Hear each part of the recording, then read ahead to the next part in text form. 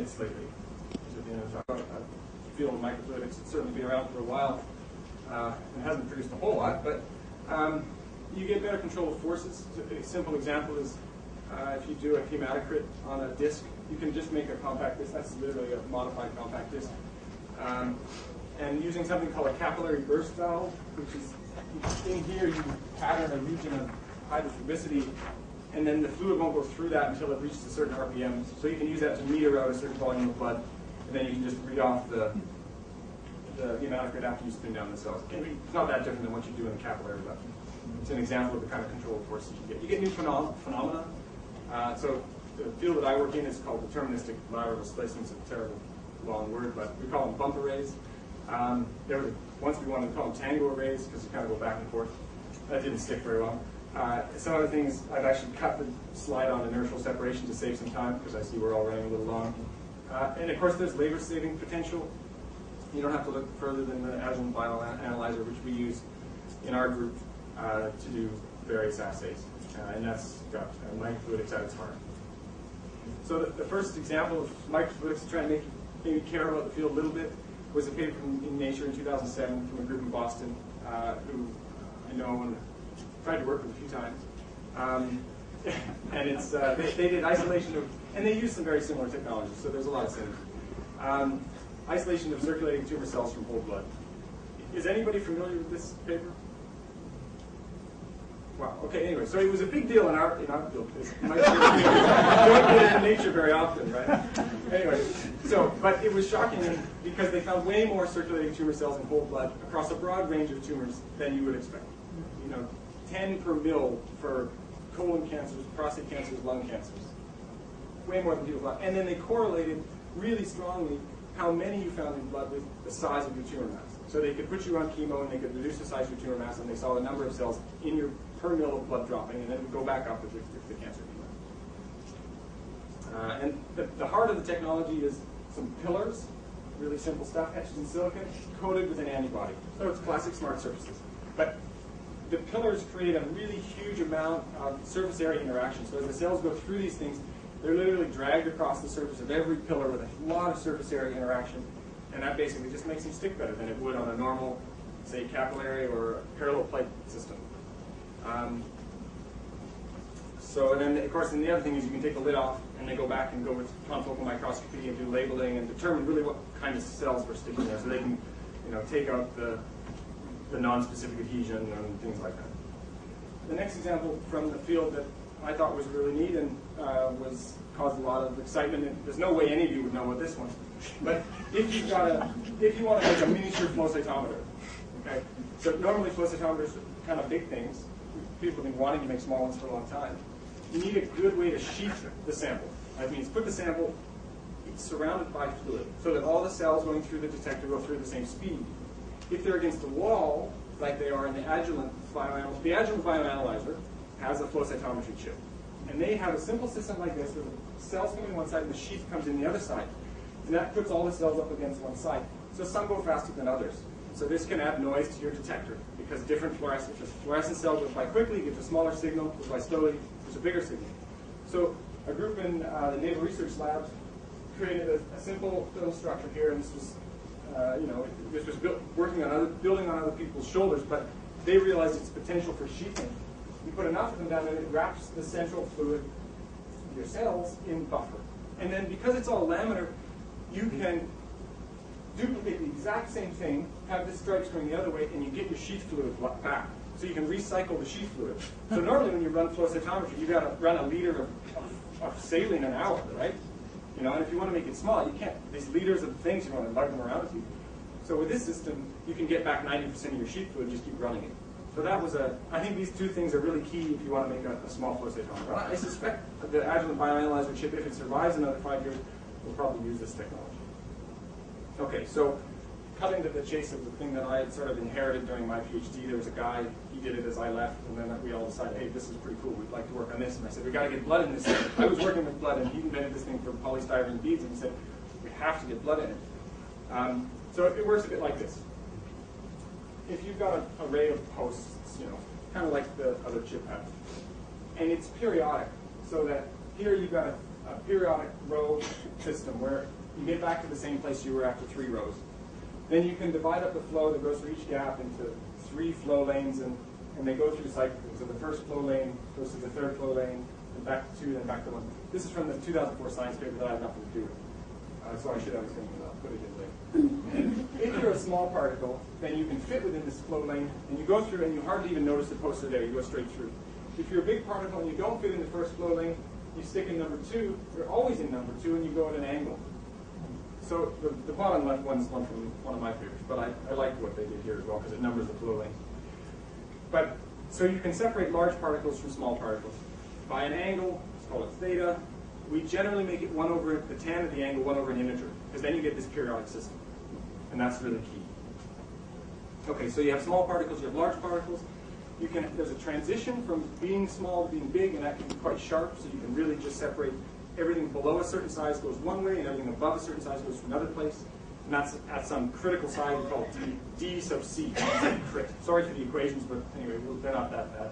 And that's proportional to the gap times some function of this thing we call epsilon, or the slope. And you can use it to do a sort of like spectroscopy. You can put in a mixture of different sizes, and if you engineer the post length, you can spread those out into different size groups. Your white blood cells by size on a microscope.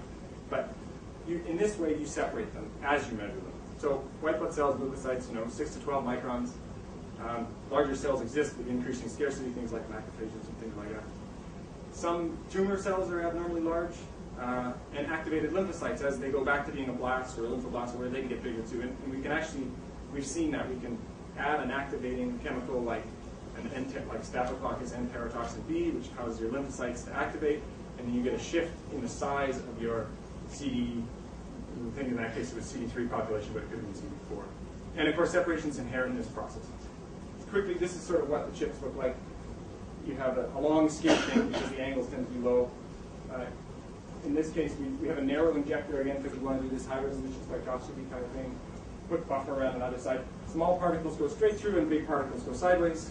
And so then we map out where different cells go. So the red ones were CD4. Lymphocytes, you just put flow cytometry dyes on this. It's really easy. Put it under a fluorescent microscope. Repeat it a whole bunch of times. Most of this is my blood. The blue is CD14 monocytes from fingers too. Although we did platelet work with venal blood. And then we also put in some abnormal lymphocytes. This is a cell line. It's J45. They're really big. That's why we use them, right? Because they make a nice picture. And the cell sizes, of course, that you measure correlate really nicely, not only with flow cytometry in terms of forward scatter, but just what you measure on a microscope. So we did the same. In parallel, we did forward scatter measurements, and you get just these almost identical groupings. Okay, another application, measurement of blood platelet activation. So we know platelets are small, they're sort of 1 to 3 microns, disc-shaped things, and they change shape when they clot or when they get activated. Measurements of that function is important for lots of things I won't go into. But few methods exist to assess platelet function, and it's really hard to assess platelet morphology unless you get a good electron microscope. But this we found can actually sense the shape change. You can see the shape change. So this is the way this chip works. Again, we have the same thing, a little narrow injector with buffer on the sides. And the first thing we have to do is actually we separate the whites from the reds, because the whites are big and they mess up an experiment. So this figure on the left, the blue is the Hertz labeled white blood cells, and the red is just light scattered from the reds as they go by. And then we take the reds and we put them into another array where we have this system of, again, this sort of size spectroscopy thing. And from this, the reds all go here, bigger things go here, and smaller things go there. The green is just some 1 micron beads that just go zipping through and they don't really notice it. So we put in blood, and again, this, because we're engineers and we don't know much about blood, it took us a while to figure out that, for example, we had to use citrate anticoagulants and things like that. And we had to keep it warm, so we heat the whole microscope up and everything, and we run it. So we figured out how to do this. Of course, these just SEMs don't mean much, but of course, on warm citrate platelets are discs, right? And they're not little balls. And the discs can be big. They can be like 4 microns, no problem. Now, I've converted what we get out of the chip into a mean size, because we can measure the size using the chip. And what you see is that as you either chill it, or you activate it with thrombin, you get an increase in size, which doesn't really make a lot of sense to us. It still isn't clear. Of course, we have theories why it would go up when normally activation causes these things to kind of sphere. Then they get small. Activated platelets are small. They're like 1 micron. They got hairs on them. But still, it was neat, and we saw that. So what we're currently working on is trying to get something that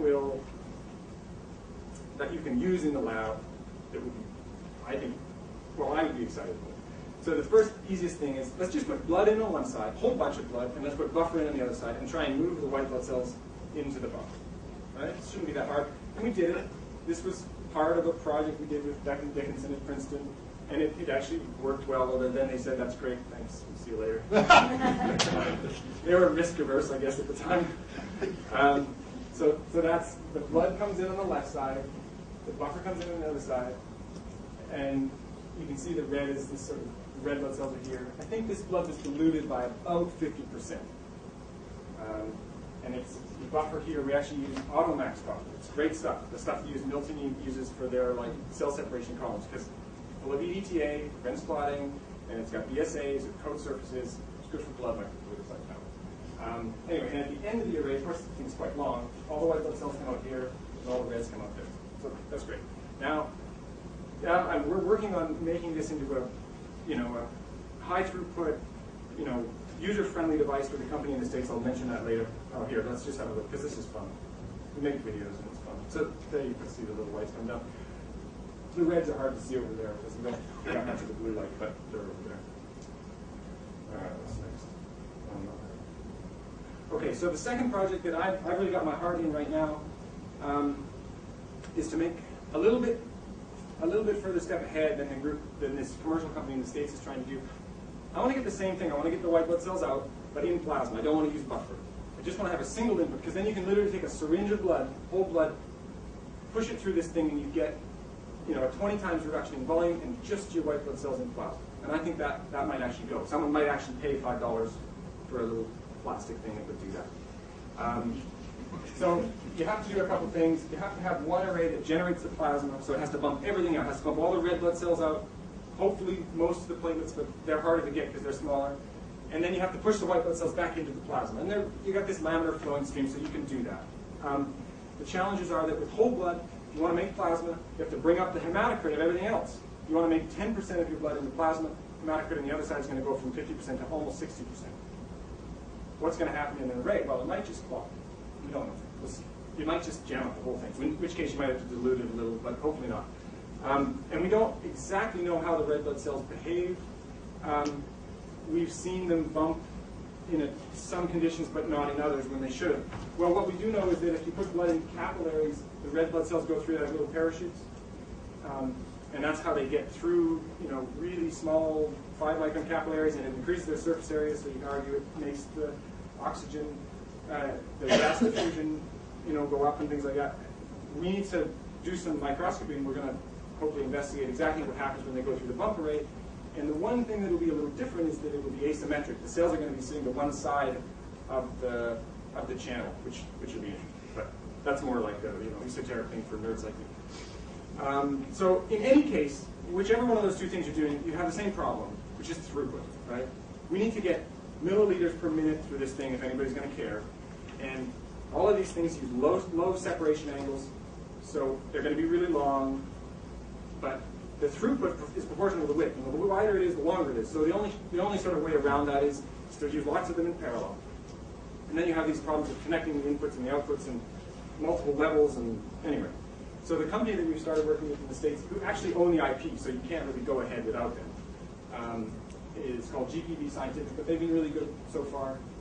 They're going to make a contribution to our grant for writing, thank goodness. And so that's a silicon chip. It's about that big. It sits in a little thing like this, and you put blood through it. And in this case, they put blood and buffer in there looking to get the white blood cells out. Yeah, they had some problems. They didn't engineer their chips very well, so they have room for improvement, but that's what I'm helping them do now. Now, my first sort of attempt a year and a half ago, similar thing, but